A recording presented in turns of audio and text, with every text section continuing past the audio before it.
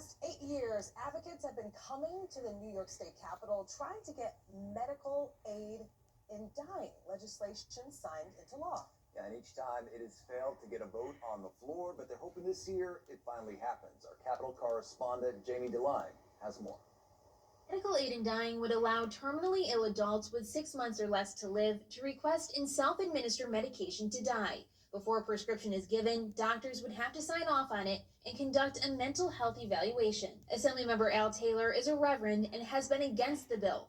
That is, until last year. His father passed away from a terminal illness back in April. After speaking with advocates, he changed his mind. As one of them was speaking to me, I just was overwhelmed with emotion, and it clicked, and it reminded me what I had experienced with my dad.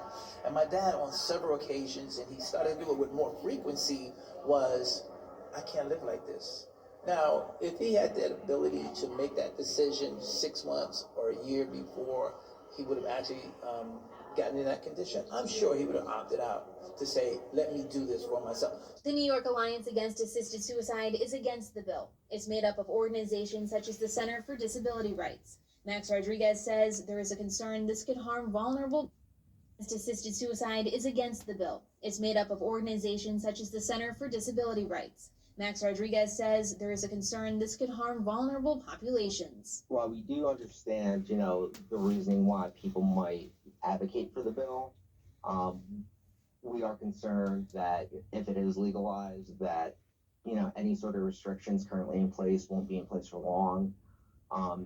And realistically, the tracking mechanisms just aren't there. What we would like to see really is, an increase in palliative care and hospice, increase in home-based services. 10 other states in Washington, D.C. already passed similar legislation.